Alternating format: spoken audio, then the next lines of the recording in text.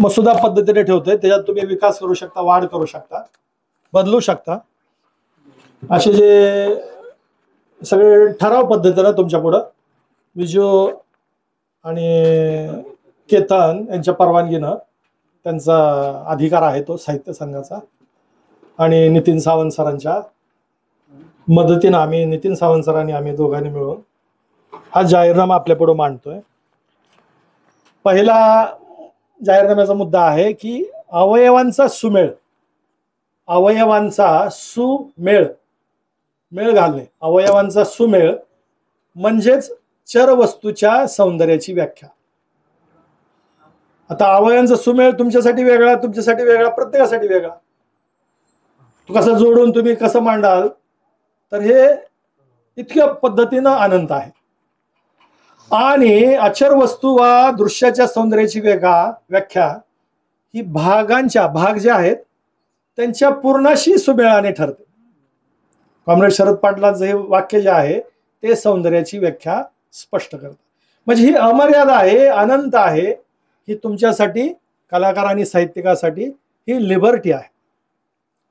ही व्याख्या हा अमर्याद अवकाश कलाकार व साहित्यिकांना उपलब्ध करते.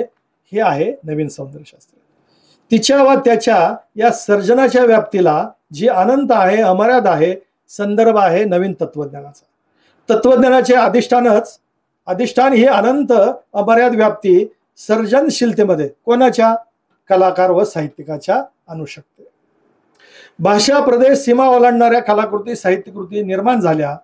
काळाची मर्यादा ओलांडणाऱ्या हे कलाकृती, साहित्यकृती निर्माण झाल्या नाही, निर्माण झाल्या मानवी मनाचा थांग पार करून जाणाऱ्या कलाकृती, साहित्यकृती. मानवी मनाच्या अनंत अमर्याद विचारशक्तीला कला व साहित्यकृतीमध्ये उतरवण्यासाठी प्रतिबिंबवादाच्या पलीकडे जाणाऱ्या कला साहित्यकृतीची निर्मिती या नवीन तत्वज्ञानाच्या, नवीन सौंदर्यशास्त्राच्या आधारेच होणार आहे.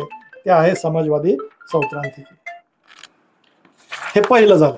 तर हे तुम्ही आता टाळ्याच्या गजरामध्ये स्वागत करू शकता किंवा नाही करू शकता. नसेल करायचं तरी तसं चालेल.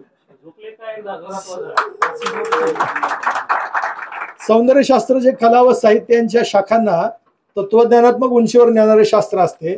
सौंदर्यशास्त्र त्याबरोबरच विषय वस्तू, कलावस्तू व सौंदर्यशास्त्र यांच्यातला परस्पर संबंध मांडणारही असते. ती मीमांसा करते कलाकृती, साहित्यकृतीची, पण ती कशी करते, तत्वज्ञानात्मक पातळीवर. यामुळे नवीन सौंदर्यशास्त्राला त्याच्या उदयाला किमान आवश्यकता असते ती उच्चभ्रू साहित्यिक, हिनभ्रू कलावंत व कारागीर एकाच सामाजिक पातळीवर आणण्याची. तरच ते सौंदर्यशास्त्र नवनिर्मितीचा प्रसूती करू शकते. तर हे दुसरं झालं. त्याचंही तुम्ही टाळ्याच्या गजरात स्वागत करू शकता. तर असे 3, 4, 5 आहेत. शेवटचं वाचतो. साहित्य, कला, धर्म, विज्ञान यांचा जन्म आद्य वा प्राथमिक जादुवा मायेतून होतो.